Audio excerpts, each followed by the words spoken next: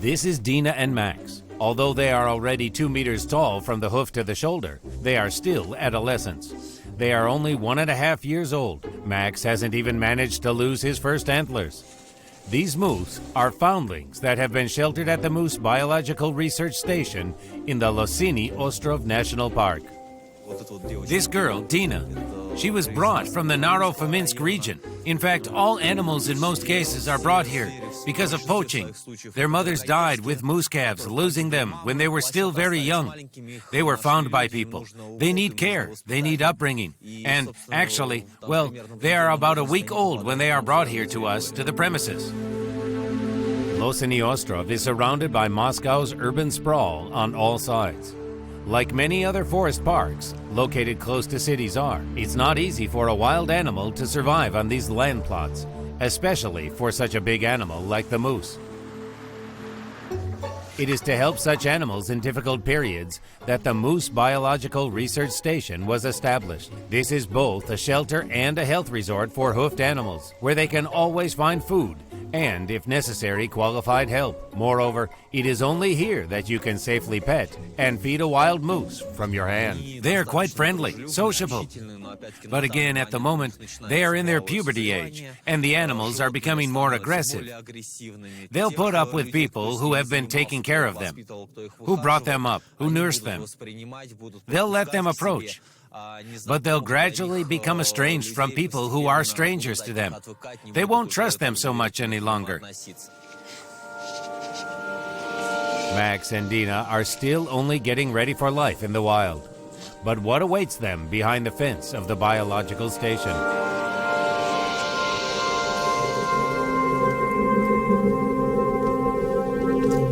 A usual suburban forest. An experienced hunter sees tracks of a wild animal from afar. It would seem that there is nothing special here, just a few slightly gnawed young trees. But the hunter already knows. Just recently, there has been a moose passing here. He was eating right here. You can see how he removes the whole thing with his teeth, and that's exactly its food supply base. That's what it eats. Looking at the height where the tree is pelted, we can understand how tall the moose who had its lunch here was. It didn't bend down to gnaw the bark at the bottom of the trunk. It ate what was at the level of the head and went to the next tree. It may even be a cow with a calf who were feeding here. This is what we call a female moose and a child moose in the hunter's jargon. Therefore, well, if it had been a bull who was feeding, it could have even been taller. Right here, there's another tree. Here, a calf could have been feeding. Here, it gnawed lower. Here, it could have been the mother. Here, there are twiglets gnawed. Just a couple of feet away from the moose dining room, there are footpaths treaded by people. Local residents often take a walk here in the forest, which is only a few hundred meters from urbanized areas. Do they know that they walk the same paths with huge wild animals? And are they ready for a very likely meeting with a moose family? Moose is often called sohati in Russia, which literally means one with a plow. The animal got the nickname because of the antlers having the shape resembling a plow. Moose have the biggest antlers among modern animals. Only males have them. The span of moose antlers can be up to 6 feet, with a weight up to 70 pounds. Every year at the end of November, moose lose their antlers and walk like that until the middle of spring. In the 19th century, the moose was almost extinct in Russia. Therefore, in the Soviet Union, official moose hunting was banned. It took decades to restore the livestock. In the second half of the 20th century, the ban on hunting began to be lifted gradually in those regions of the country where the number of animals was returning to normal. Now their number is regulated through granting a strictly defined number of hunting licenses. According to environmental experts, the extinction of the moose is no longer a threat in Russia. Moreover, in some regions, there are too many of them, especially in the forests adjacent to cities. Many believe that there are moose walking through city forests. Then this is good. In fact, that is not entirely true because such species as the moose, the boar, the beaver, they need very large areas. For example, in order for a moose to feed normally and be able to feed through difficult winter time, it needs somewhere around 1,000 hectares of forest. The probability of meeting a moose for city dwellers is even greater than that for people living in remote places. There, forests are huge, the moose has enough places to hide. If you leave Moscow and go in any direction for 1,000 miles, at least 130, then you will never see a moose in the forest. That's it. The animal will live there. It will feed there. But as soon as it feels that a person has appeared nearby, walking there, it will immediately turn around and leave, run away from him. They are able to hear human speech at a distance of up to 800 meters in the forest, and they are free to leave, hide, not to meet anyone again. And where growing cities are persistently encroaching onto forest land, moose have already got accustomed to the endless city noise, and the human is not interesting for them any longer.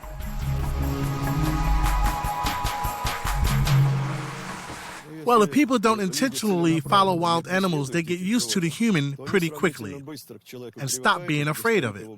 They simply perceive him as a plant-eating animal. Such fearlessness of wild moose even interferes with hunters' activities. Previously, the animal shied away from any sharp sound, and now it pays almost no attention. They're getting used to people.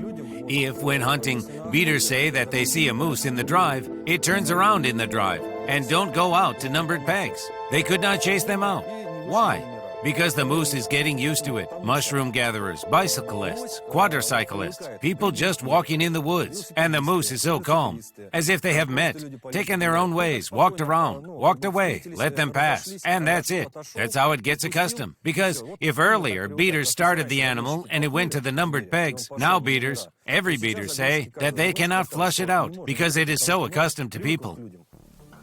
To start and drive the animal to numbered pegs is one of the main stages of drive hunting, when beaters should scare the moose and make it run to a place where hunters are waiting. Game wardens place numbered pegs. This may be on a clear cut. Hunters took their positions. There are somewhere from 150 to 300 feet between hunters. And the hunters, hiding, stand. This is called a numbered peg. Everyone stands in his numbered peg. From the other side, game wardens and beaters already begin to drive the animal. This is called drive hunting.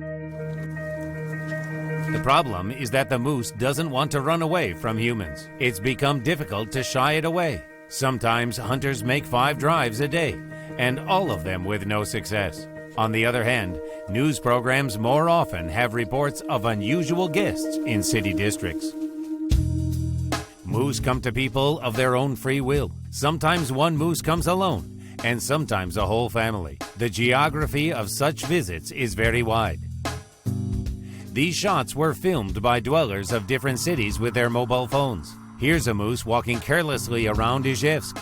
During the day, it was seen in different parts of the city, while local authorities were trying to decide how to return it back to the forest. If it's somewhere on the outskirts of the park, then the moose is taken back to the forest, to the territory quietly. If it goes far enough, then the animal must be put to sleep with a tranquilizer in order to take it out.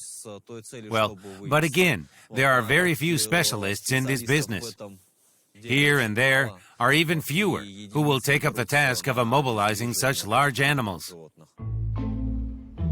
These amateur shots are filmed in the city of Zarechny, in the Penza region. For some time, nobody has been surprised anymore to see a moose on the streets of the town. It seems that the high-rise buildings, cars, and people don't embarrass the moose at all. Here, for example, the whole family feel comfortable at the trees under the windows of a residential building. While parents have a bite, the calf rushes around the yard cheerfully, frightening the drivers who timidly try to drive past. And this is Moscow. Moose travelers wander into the concrete jungle from the forest park Losiny Ostrov. Access of animals to the city is not limited in any way, and they occasionally visit people, always causing a great stir. But what makes the wild moose go out into the city? Why can't they just stay in their forest? And how safe are such visits for the city dwellers?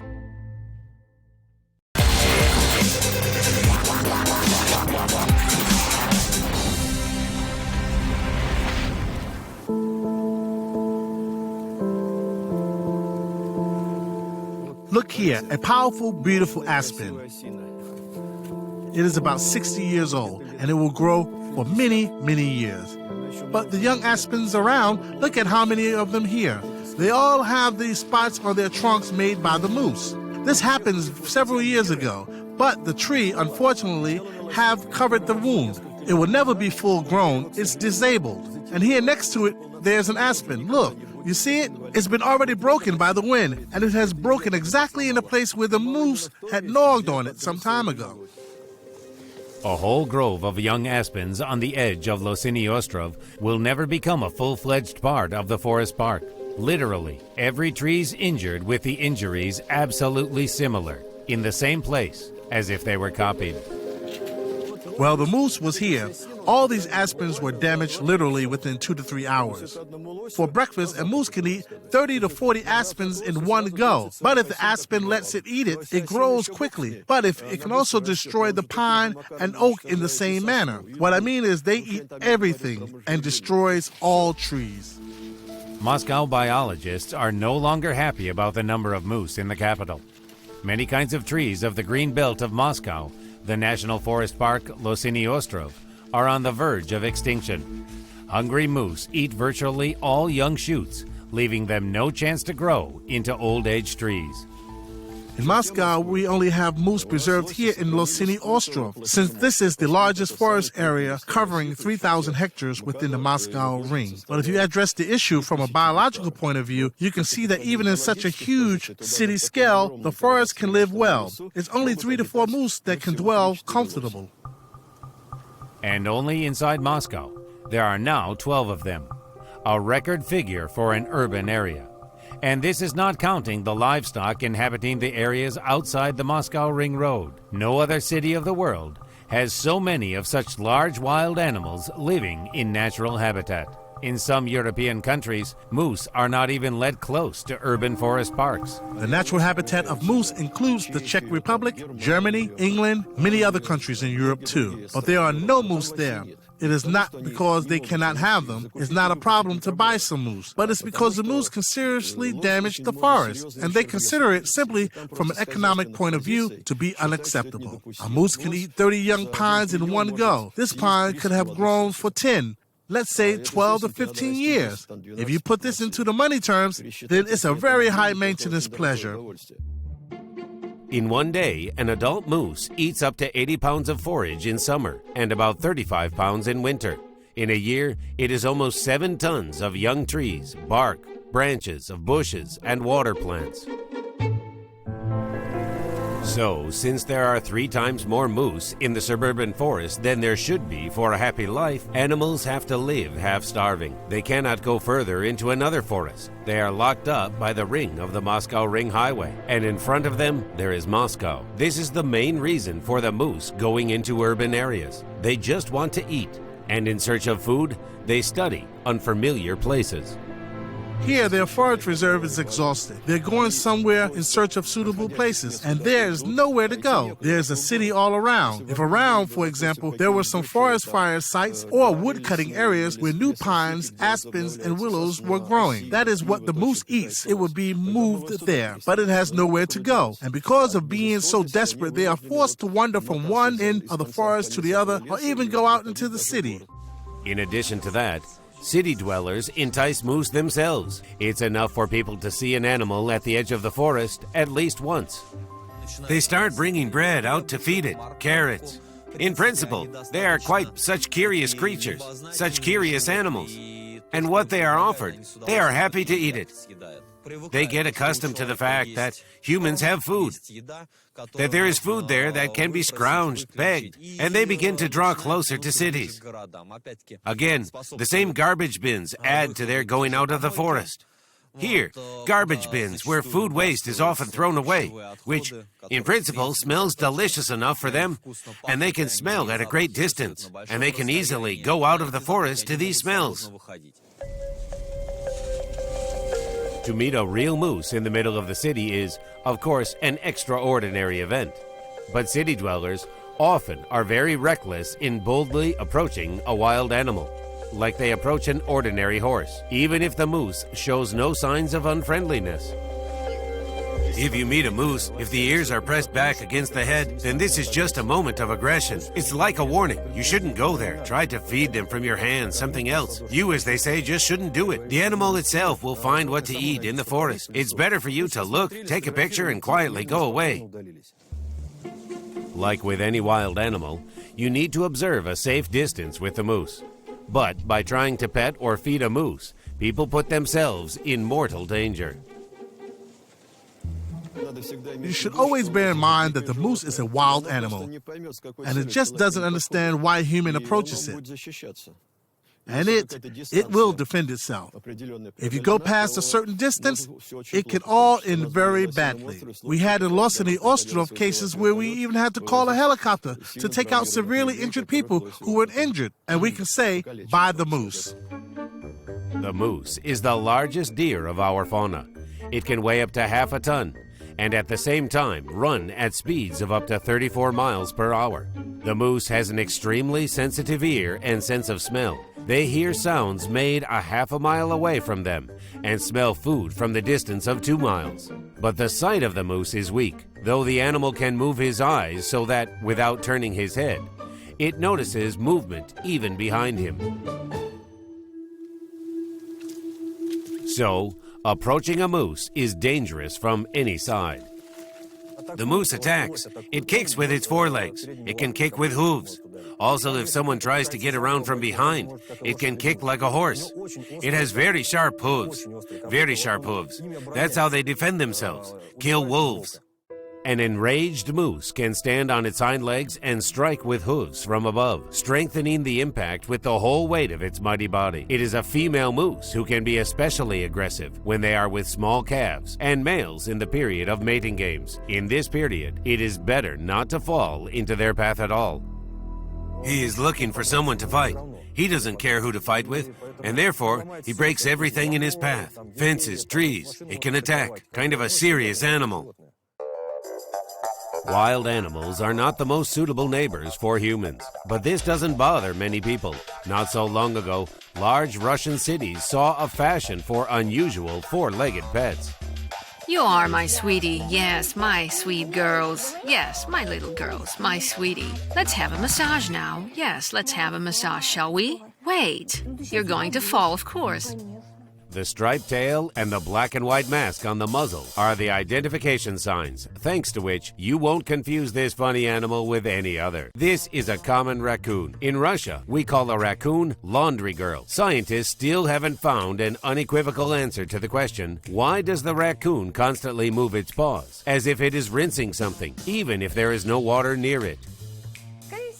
Most likely, it is just a natural gift that it looks for something with its paws. And everything that the paws will find edible, it sniffs and tries. What a predator usually does, it sniffs and attacks and eats. The raccoon looks for something, fingers it, sniffs it, and tries to eat it. Most often, this is something inedible that it puts into the mouth. Pebbles, various shells, leaves, roots. Having tried something that is not edible, the raccoon spits it out. According to one of the versions, it was the neighborhood with the man that turned the raccoon into a tireless laundry girl. The characteristic movements of the paws are the genetically fixed instinct of the hunter who catches prey in water. Perhaps it is water that sharpens the sensitivity of the raccoon's fingers, which helps it to study the trophy better. But since people's houses grew near forests, human food has become quite available for raccoons. The need for hunting has practically disappeared, but the rinsing instinct remained. That's why raccoons are constantly rinsing everything they can find. Look, girls, who they brought you. Want a new toy? Want me to help you open it? Look, oh, see? Rinse, rinse, of course, they haven't washed it.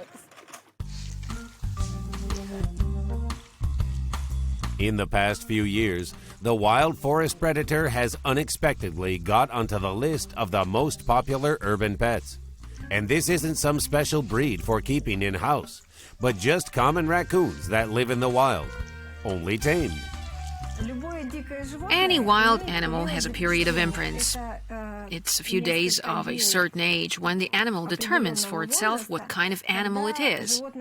And a lot of interesting studies have been done when chickens or ducklings were taken, for example, at a certain age, and they were given to a cat to be raised by it.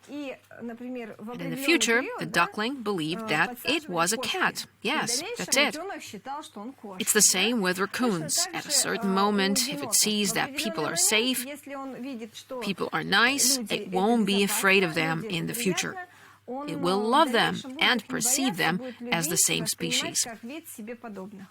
Wild raccoons perceive a human dwelling as a source of food, where one can quietly get into and find something delicious. They are unpretentious about food, and first of all, they study the contents of suburban dumps. Not for nothing are they called kings of garbage bins. But if a raccoon climbed into a house he liked, you can say goodbye to your quiet life.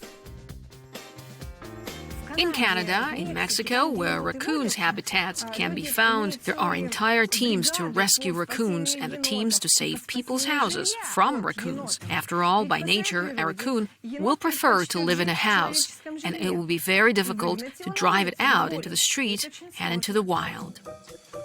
The raccoon is a pushy animal. It'll consider the house its big hole and will use the property as he pleases. But one thing is, when a raccoon comes into the house as an uninvited guest, and quite another to turn it into an urban pet.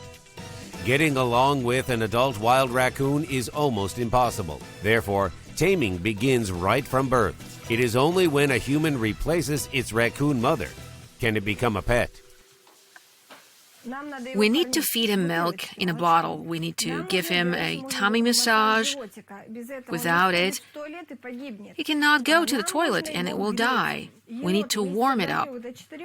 Raccoons don't have a good thermoregulation of the body, and very often they catch a cold or get pneumonia, they get sick heavily or overheat.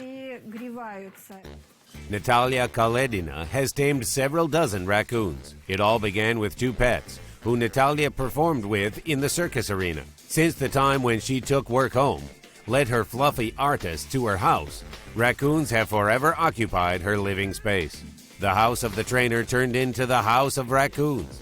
They breed fluffy predators and prepare them for adoption into urban families. We don't give small raccoons away until they are 2.5 or 3 months old, but we really try to give them away at the age of 5 months old. During this time, the raccoon is fully accustomed to food, he's accustomed to independent life, and most importantly, it knows that people are good, that people are his friends. But before giving a raccoon to a new family, the future owners are offered a brief acquaintance with it. It takes only 30 minutes of communication, and 8 out of 10 people who wanted to take a raccoon for upbringing permanently reject the idea. It only seems from a distance that you can't find a creature cuter than them. But it only takes to find yourself in their company when you begin to understand that they are much more small robbers, unceremonious and tireless, and literally turn your house into chaos in just a few minutes. The raccoon's behavior is very similar to a human child's behavior of 3 to 5 years old. It's just as naughty, it's just as curious. It also needs a mom. It also likes to cuddle. It also needs toys. It really likes any toys, you've noticed, haven't you? But even a tamed urban animal retains the instincts of a forest animal. The wild character of the raccoons was experienced by our film crew too. The entire team was tried by the little bandit's teeth. Bites, of course, are not fatal, but for an unprepared person, they are quite painful. But this is not an adult raccoon, just a teenager who isn't angry, but is only playing. The future owner should be ready for the fact that the raccoon communicates using claws. It's hugging like a child with its hands, only on these hands there are sharp, very sharp claws, and scars will be appearing for sure. You cannot escape them. And when the raccoon has moods, and even a well-behaved child can have moods, the raccoon bites hard, puts his teeth and claws into use. Sometimes you need to visit a first aid center and put the stitches on those wounds. raccoons. Why are raccoons so attractive? Even with all their hooligan habits, there are still people ready to happily give them square meters in their city apartments. It turns out that having a raccoon in a house is like raising a child. The animal, for a wild animal, has quite a high intellect and is very amenable to learning.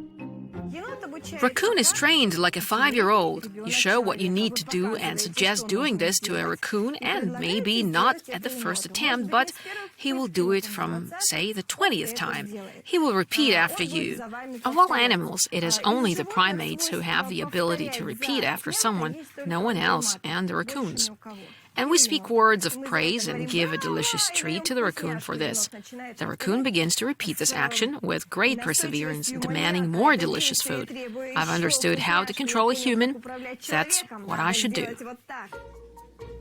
When zoologists studied the intellectual abilities of raccoons, they discovered that these animals could open 11 out of 13 complex locks.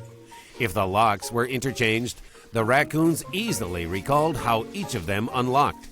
Scientists found out that the raccoon uses abstract thinking, remembers the algorithm of actions, and stores it in its memory for 3 years.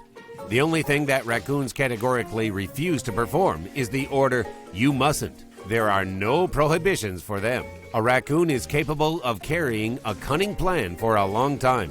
One day he'll catch the moment when he isn't controlled, and he'll certainly do what he is forbidden to.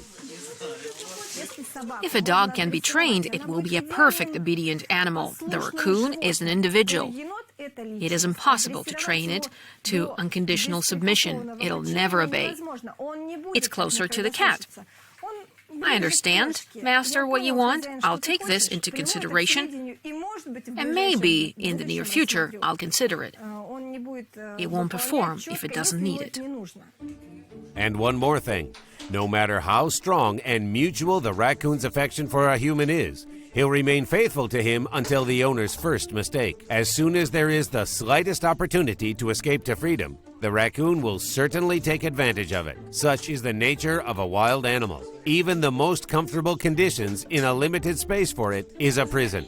And you cannot explain this to a raccoon, that the chances of survival in the concrete jungle are almost zero.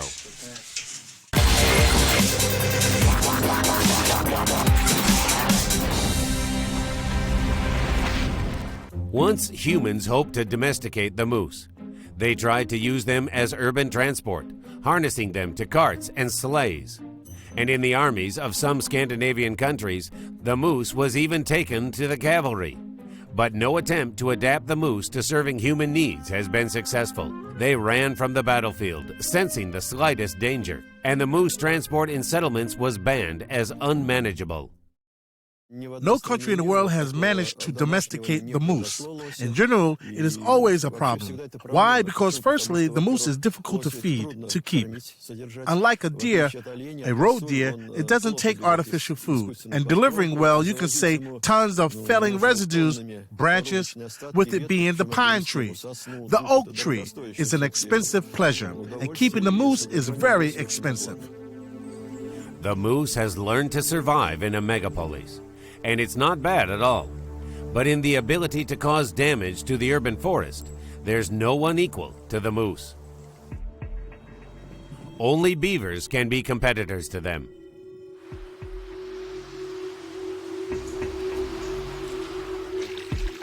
They are still listed in the Red Book, but they are no longer threatened with extinction. There are so many beavers that they cannot find enough suburban areas, and they unceremoniously seize urban coastal zones.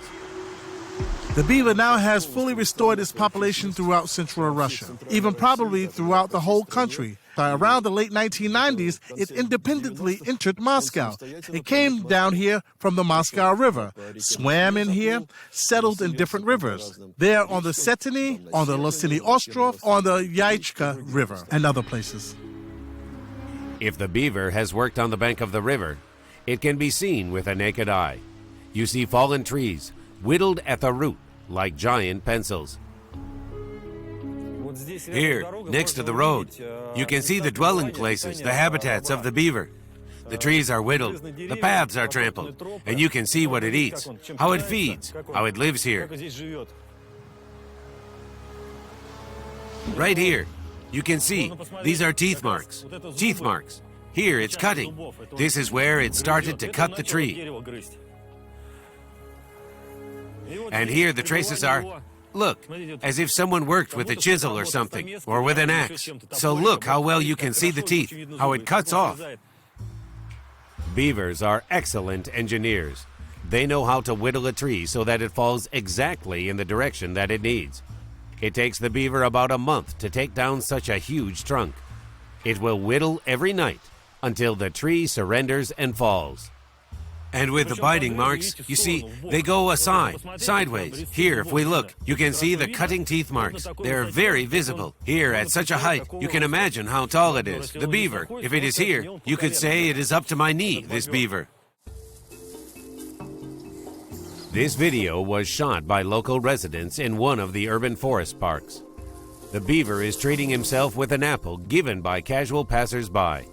And this despite the fact that in nature, beavers usually have a nocturnal lifestyle and prefer not to go out of the den during the day. And here they are so used to the neighborhood with humans that they fearlessly go out in broad daylight, receiving another portion of attention and certainly something delicious. However, beavers still find the main part of provisions themselves. The animal got something wrong with this tree, and it didn't fall to the river, but to the side of the road. But apparently, the beaver didn't get upset and began to cut a new one. Here, you can see the teeth well, and the branches are all gnawed. This is everything that it has cut, gnawed, and it took this there in the river. In the river, it prepared these sunken logs for winter. Here, if you look at it, you can see it well. Then you can see under the water. That's what a sunken log is, what he made himself for the winter. And he will eat from here. If the river is covered with ice, then it will take these branches under the ice. These are its provisions. This is for winter. Well, we prepare cucumbers, tomatoes, and they prepare branches.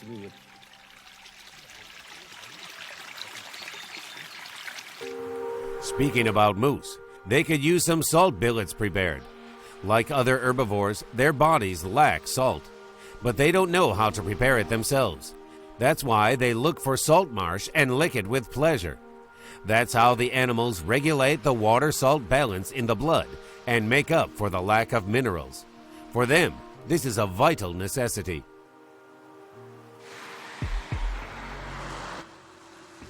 However, near cities, moose have chosen a source of salt which is a deadly danger for them. Animals were lured to lick the salt which is sprinkled on highways during icy conditions, and such meals often lead to terrible accidents on the road. Of course, this is a very dangerous collision, because the moose has rather thin legs, and when the car crashes into the moose, there is a high probability that the moose's body flies into the passenger compartment through the windshield, and this is certainly very dangerous. Every year in the world, thousands of people die as a result of a collision with a moose on the road. In suburban areas, moose have long been accustomed to cars and without fear go onto the road. It is no coincidence that there are road signs in the areas of moose habitats. If eyes are glowing somewhere on the side of the road, well, just get ready to press the horn and brake, because this is a heavy animal. Yes, a big animal. These terrible accidents that occur, and the animal dies, and people die, are very terrible indeed. These unique videos are made by the dashboard cameras of cars.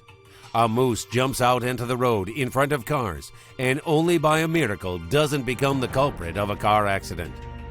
A collision with the animal on a narrow and slippery road could have resulted in a real tragedy. And in the case of this moose, the driver of the gasoline tanker most likely didn't even have time to understand how lucky he was. Similar videos regularly appear on the net, and eyewitnesses after such meetings with forest giants often go straight to schools of extreme driving, where one of the exercises of the training program is called a moose test.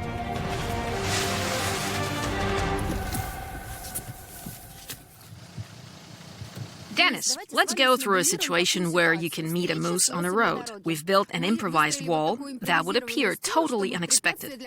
And this ball will play the role of an animal. Your task is to explain what exactly a driver should do in such a situation. Shall we? Yeah, sure. A fast-going car is unlikely to be frightening for a moose. But for motorists, meeting a moose often happens so unexpectedly that they cannot do anything. They simply do not have time, which is demonstrated by our experimental race. Now we are accelerating to the speed of 37 miles per hour. Here is the obstacle. Well, so we won't go around. Too late. But behind the wheel, we had a professional instructor in extreme driving. If even he didn't manage to avoid the collision, then what could we say about unprepared drivers? The most important mistake is when a driver falls into a stupor and takes no action. That is, doesn't try to go around, or takes his hands off the steering wheel, or vice versa, holds it too tight without turning and taking the car directly into the obstacle. The traditional moose test is, without reducing speed, to go around the obstacle in the next lane and then return again to your lane. The test checks both the reaction of the driver and the reliability of the car, its road-holding ability, steering gear, slipping motion. There are several rules that help to cope with this complex maneuver. Smoothly turn the steering wheel, don't brake, and in any case, don't look at the obstacle. If he looks at the obstacle, it attracts psychologically, and there is a possibility that he'll touch this obstacle only because it attracted him. And the second moment when this really happens is an extreme situation. Looking at the obstacle, you just want to avoid the collision with it, and it happens that you don't move to the next lane, but to a ditch or somewhere else. That is, just past the obstacle. Therefore, it is very important to look at the trajectory of driving around the obstacle.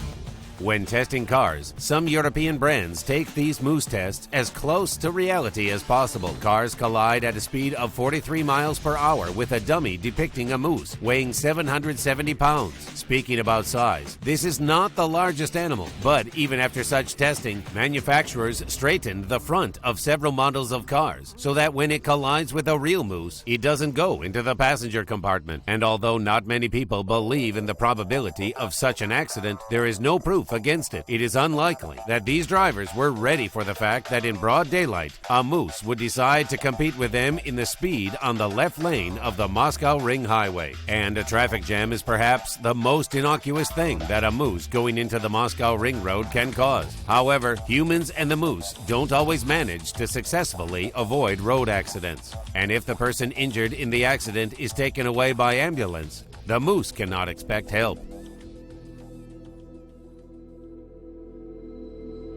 A young moose can be treated, an adult animal cannot. Almost unreal, because the moose bones don't grow together, especially in legs. That's it. If a small young moose, well, got some kind of leg injury, the Elizarov apparatus is used on the leg, and then he goes with it for about 3 to 4 months. You can't make an animal lie, of course. This is a constant load on its feet. And in most cases, if a moose gets into an accident, in some car crash, a car knocks it down. In fact, this animal isn't going to survive.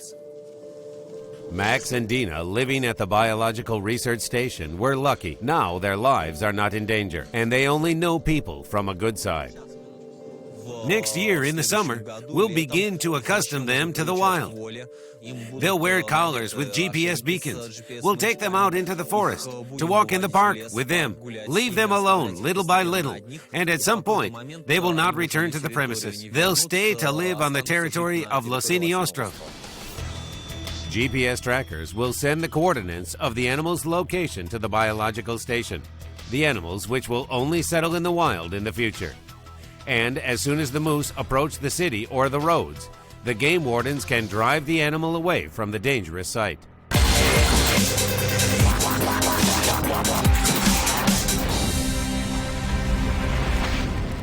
Moose have practically no enemies except for poachers and cars on the roads. In nature, even wolves and bears are afraid of moose. But other hoofed animals, Dappled deer are much more vulnerable in urban conditions. In Moscow, for example, there are no deer inside the Moscow Ring Road any longer. Here, the great danger for them is stray dogs. Where there are stray dogs, there are no deer, no roe that we can speak about, unfortunately. They only attack young moose, but all deer and roe deer of any age. Therefore, when the snow falls in the winter, the dog runs in the ice very easily to catch deer and cut them all in a row. So when there were snowy winters back in the 80s, we lost the entire population of roes in Losiny Ostrov precisely because of dogs. The Biological Research Station made openings in the fence for deer. Several passages were made so that the animals could hide in the complex. Here they are constantly fed. Their health and population are monitored. Well, that's our dappled deer. When we approach them, even for a few meters, the animals immediately become alert, raise their ears. If we go closer to them now, they will start to retreat and run away from humans. That's it. Although, in principle, the animal feeds here on our premises from the tray feeders, and they are fairly calm in people's presence. Well, they keep a minimum 5 meters distance here. And after that, the animal tries to retreat. To tame a wild deer is even more difficult than to tame a moose. But this is not the goal here. The main thing is that animals are not afraid to come for food. Otherwise, in cold winters, in the suburban forests, they may not be able to feed themselves. Here is this big male that's coming slowly, coming to me gradually. Here he is. One just from the alphas here, on the premises, a lured animal. That's just like that, here in this habitat. When he comes and starts to nod his head, this is begging. Hey, what about you? Do you have anything good? Come on, give it to me. But after some sharp movement, he immediately runs away, goes away. If wild animals weren't comfortable near humans, they would have long ago gone away from cities and their two-legged populations. But they stay, and city dwellers don't mind. Now in the world, in general, a lot of attention is paid to the preservation and restoration of the wild animals, the habitats in the cities. There's even the International Center for Biological Diversity of Cities, and it unites over 500 cities all over the world. But as of now, most cities still pose a threat to forest animals. And who knows whether the wild world is getting used to the new neighbors or secretly preparing for revenge.